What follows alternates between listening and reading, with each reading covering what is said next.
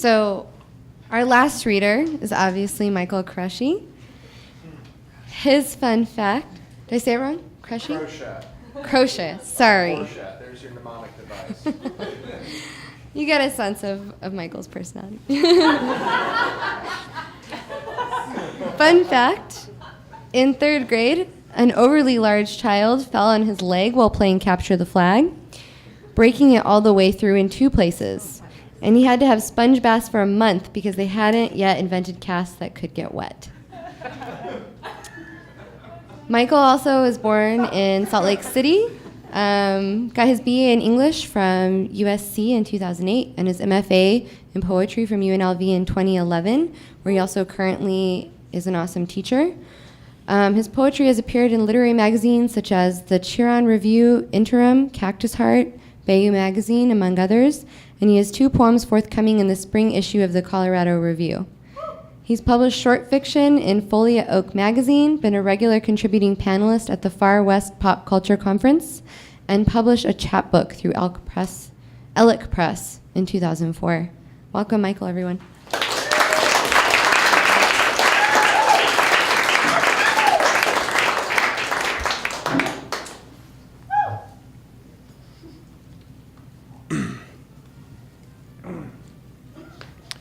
Can everyone hear me in the cheap seats? Yes. Lord, grant them voices. They said begrudgingly.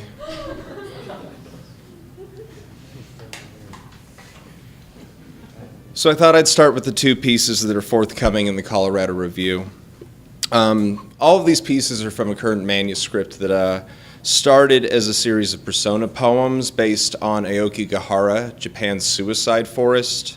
But as the project grew more and more, I found that the forest had begun to encroach upon the other poems that I was writing at the same time. And the project has just gotten bigger and bigger. And I'd read a bunch from the first half at last year's Far West, and so I thought tonight I would read things that are really, really new. Try them out. Sunflower. Alone I noticed the dumb sunflowers dumbly turning towards light. Another flower face, petal round descents, grinning arc-wise through daytime, full from dozens tumbling bees.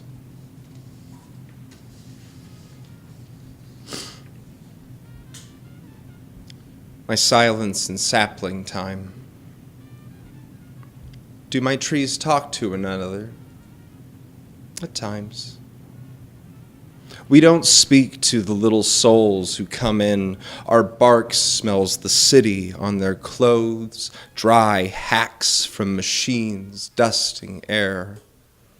They love the iron nails that pin the dolls' notes, reminds them of their sapling hours, a time between above and below, then the hard shoot spearing dirt.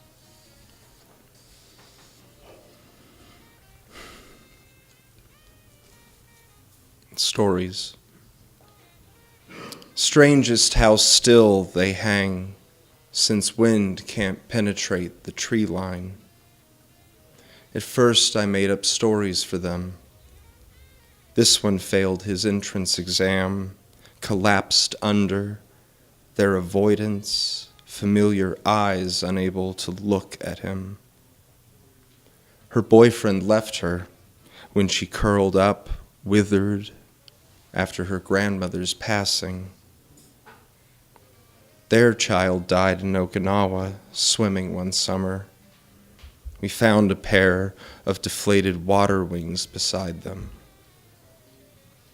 By my 11th collection day, they'd become too numerous for stories.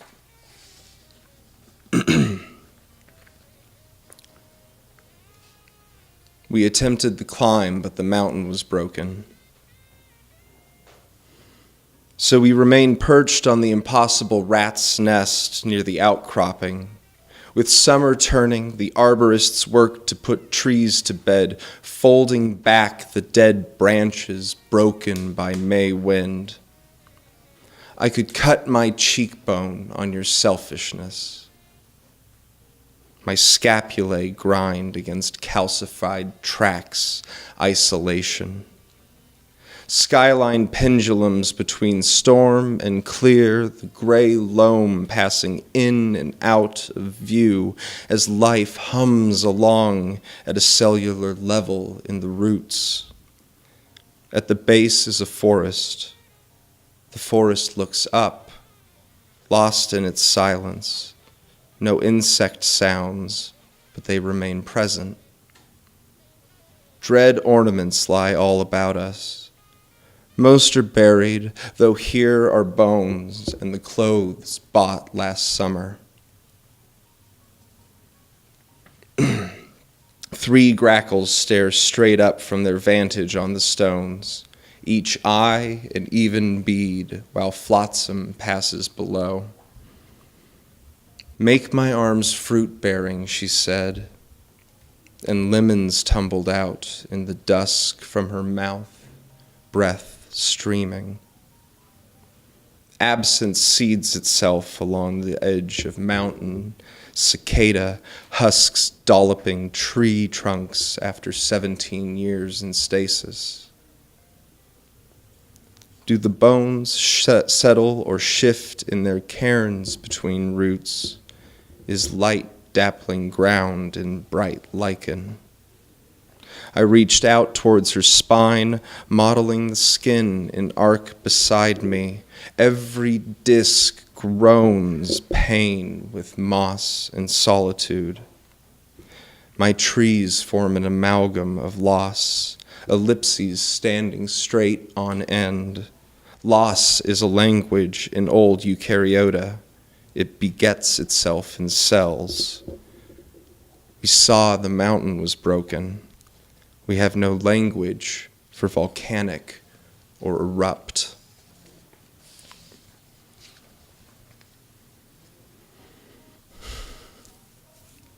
Good intentions. Dante ties ribbons between tree trunks as they groan imperceptibly at the memory of touch. Says it's a light kindness connecting them in their misery that stretches up from rotten dirt towards a black ceiling. Loneliness, he explains, is the lodestone veining hot baths through each root. Thankful to be a forest instead of a yearling tree isolated on the flat ground. Dante knots another thread, happy to bring each tree together, or at least he thinks, and walks on, humming. He fails to notice as the harpies fashion tatters from the threads he's tied behind.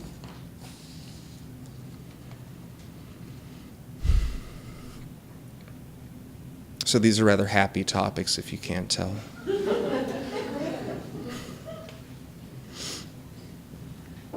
And another, after their divorce. Skin is the talisman, nailed into spirit, talon rent.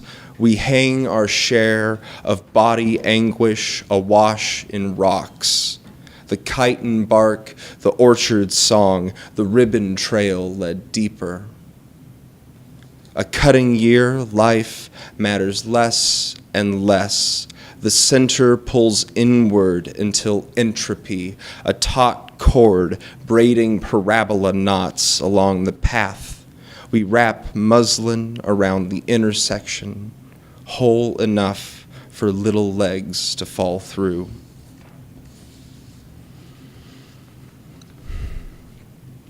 I had a lot of free time over the last few months because I only taught 2 days a week, and I spent a lot of time with my girlfriend's cat. She's not a very good conversationalist, but noise does not constitute a conversation, dear. So she kept appearing in some of the later pieces. Anyway, 3 for the orchard. 1, the cat chewing the leather strap, the cat purring next to me. The cat purring in my lap rubs its head along the book edge as I read, giving love to something because it loves me back briefly. 2, the orchard is still without bees. Winter crumpled every blossom that fell, didn't fruit or swell into tart oblongs, wobbled amber, ripe yellow, and mint rounds along which bee song tumbled off. 3, I set a little light for the orchard, dusk out its stillness, or dim the wrought bloom, warbled in cast-off yellows, whites, and fecund dirt, the whip trees lined in ochre rose.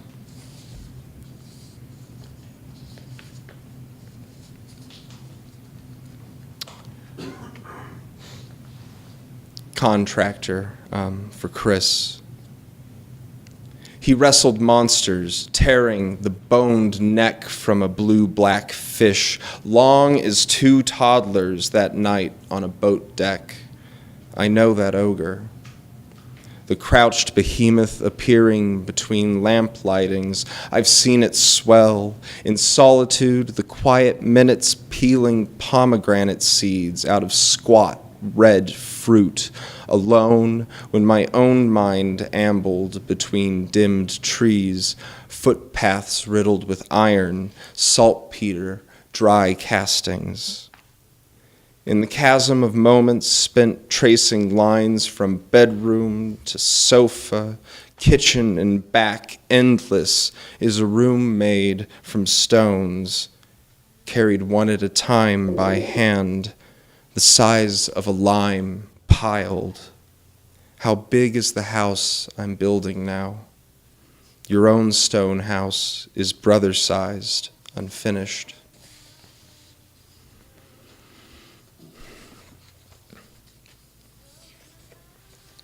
Annuals for Kristen.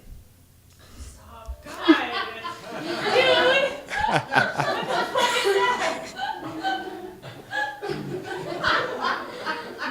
It's one of the happy ones.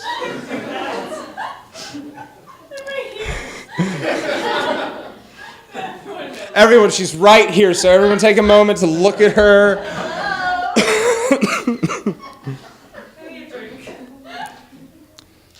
The vapor trails from bees passing flower to flower, every bush full of little life. Finches diligently push dried leaves towards the crook of an awning in quick flutters. Yet life is not enough to remove the mountain ogre from his bed in my backyard. At one time, coyotes circled me while walking by the arroyo, and I felt gratitude. Then a bird brought foreign pollen on wing, took a dust bath in my yard. New nature sprang up. I was outside again among the copse and yearling flowers, bringing spring on pollen-thick stamens, petals dusted by the legs of young bees, my own path crossing between. Was that the wolf or the pollen? It's all the wolf and the pollen, everything. Ask a silly question. All right, 2 more, and then I'll let you go. Morning after an argument. In my desert, traces of coyotes on dry burr between the rocks and my door. Every passing is a small ecology, latticed with geese's water landings. Wild, I stand between the lake bank and flattened dirt. Beyond that, a road, grocery stores, homes. Confluence is a nature, the waterfowl, their painted bodies panting from flight among the reeds. She opened her mouth, my hurt tumbled out, a gross lemon wobbling between us on the countertop. I told her how the first summer hummingbird had burst into motion before me yesterday, while sun lumbered up like a matted donkey in dumb slopes, and happy purpose, pleased to see what's there.